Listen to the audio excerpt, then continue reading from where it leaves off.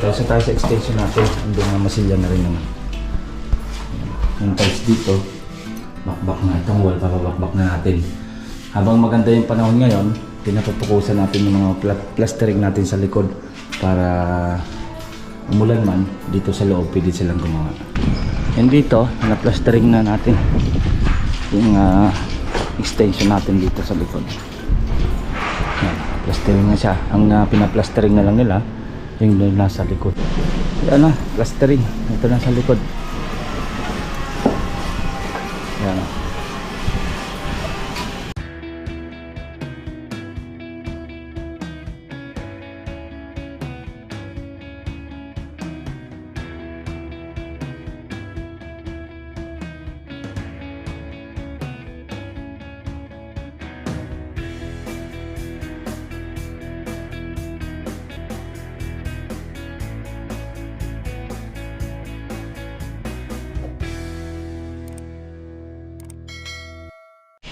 Yeah mga boss, at good morning. Dito natin itong block 16. Kunting pasilip lang muna tayo. At pinaplastering na natin ngayon habang gumanda yung panahon ngayon. Halos ngayon lang gumanda yung panahon, araw ng Webes. Maulan lagi dahil malapit tayo sa bundok ng Makiling. Tara, samahan niyo ako, check na natin at pinatiles na rin natin yung extension natin na second floor. Tara, let's go. Yan mga boss, at check na natin itong block 16. Dami na natin, kalat na naman, may space talaga tayo. And dito, na-plastering na natin yung extension natin dito sa likod. Yan, plastering na siya. Ang pinaplastering na lang nila yung nasa likod. Check natin muna sa interior. At yung ating interior tinatels na. Check mo natin dito nga tayo, no? Nagpa-plastering sila doon sa likod. Itong interior niya. Ayan, ito na pala ito dana. Ito mga batakan na ng simcoat. Ayan. Ayan. Tataas kasi natin dyan yung ating kisame. Sagat na natin para mataas. Ito medyo bababa yung kisame natin dito. Okay.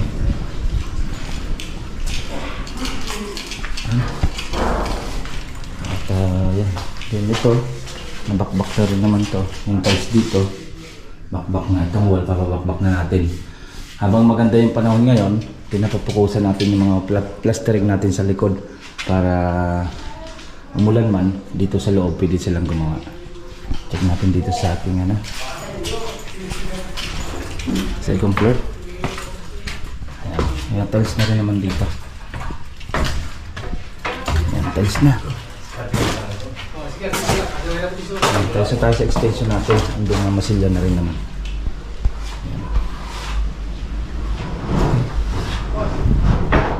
Ito, plastering na rin naman yan. At aluminum ang gusto ko ilagay din yan. Dito maglalagay na tayo ng division. Yan, pwede na itong division to. Dito yung kanyang pinto. Ito yung isang room. Lagyan natin na dito. By bukas pwede na rin lagyan to ng division dito. Okay.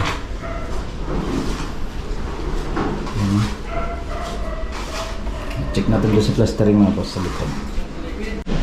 Yan na, plastering. Ito na sa likod. Yan na. Katraso na ba na? Katraso na lang pala to. Siguro tanggalin na lang natin yung scaffolding. Diretso ng waterproofing. Yan, wag muna natin ipapako yung flashing para maipasok natin yung waterproofing sa loob. Okay.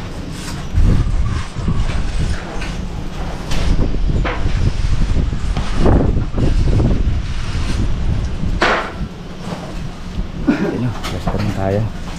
Pag-linis natin yung area na yan para hindi nakakaya dito sa kabilang kagandahan yan, wala pang finish yung kabilang unit. Kapag plastering tayo tsaka waterproofing sa ating extension for safe na. Kaya mga boss, yan ating kunting pasilip, block 16 dito tayo sa likod. Ayan, plastering work kapag maganda yung panahon dahil nilang araw na laging maulan dito sa ating project. Malapit kasi tayo sa Makiling. Okay, next update natin yung ibang unit na project natin dito sa Lima Rosa. Hanggang dito na lang at ingat tayo pare. Ito pong J. Uragon Vlog, napakaganda po ng channel na ito, no? Tungkol po ito sa construction. Actual construction po ang channel na ito, no? Pag pinanood nyo po ito, panalo po kayo sa channel na ito. Napakaganda po ng mga video niya.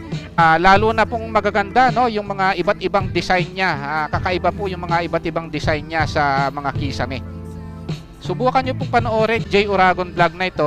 Matutuwa po kayo pag pinanood nyo po yung mga video niya. Maraming salamat po.